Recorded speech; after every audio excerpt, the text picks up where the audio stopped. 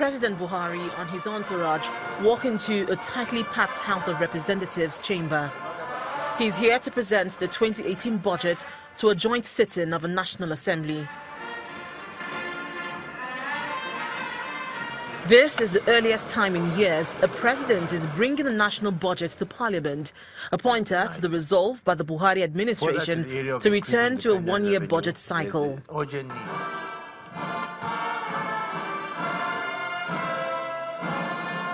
President Buhari takes the stand, and for nearly an hour 15 minutes, he gives a rundown of sectoral performances the last 1 year, as well as issues of security, infrastructure deficit and economic diversification. As I had previously indicated, we aim to consolidate on our achievement in 2017.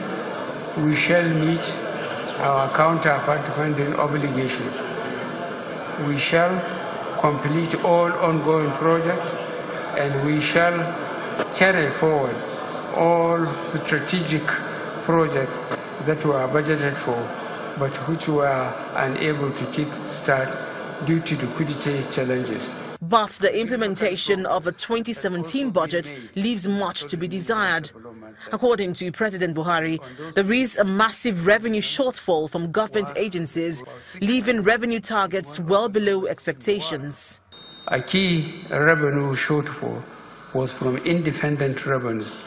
Only 155.14 billion naira was remitted by September 2017, as against the projected pro-rate sum of 605.87 billion naira.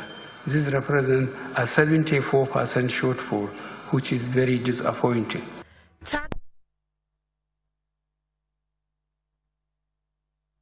Well, joining us now to discuss the presentation of the 2018 budget by President Muhammadu Buhari and give us some perspective is Professor Akintoye Bello, who is an analyst, beg your pardon. He is a budget expert and also an economist. You're welcome to Sunrise Daily. Thank you very much. It's a pleasure. 8.6 trillion naira for the 2018 budget. Are you impressed? Well, it's been increasing for some time, since 2016, 2017, and 2018. But the most important thing is whether the money will get spent. Because when you look at the historical background, that's 2016, and you look at the principal, the major MDAs, you see that the percentage budget utilization of many of the MDAs are less than 20%. In fact, on the average, it's less than 23% for the whole MDAs. So even when the cash, when you compare cashback releases with utilization, there's a large gulf of difference between what was released and what was spent. So having 8 something trillion is okay to promote, to move the economy, but whether we have the absorptive capacity to actually spend the money, that's the most important thing. Yeah, two major issues that immediately pop up. First of all, is the budget really increasing?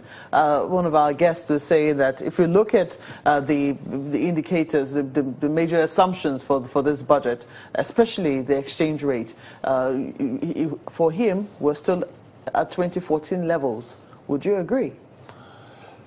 Well, the exchange rate is higher. It's I think 305 or whatever it is, naira per US dollar is higher. And then inflation as well.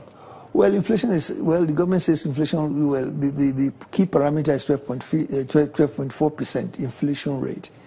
I'm not too sure whether that will be sustainable, particularly when you compare it with, the treasury bill rate, which is, current treasury bill rate is about 13.5%. So, which means that the investors will have a negative, almost negative return, really. So, would you say we're still at 2014 levels then?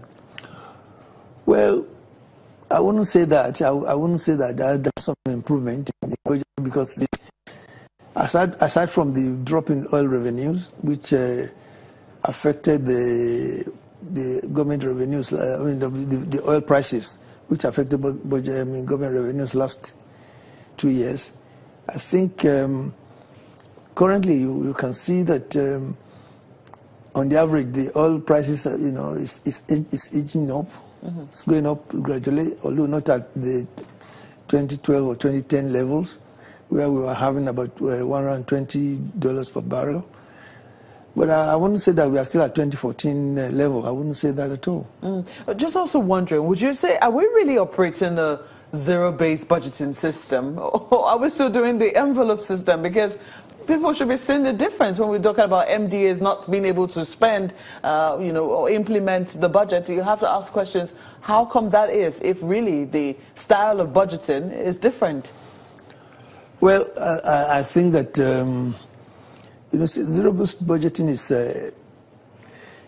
is a tough nut to crack, actually, because when you look at it, what it says is that you allocate funds in terms of the performance, the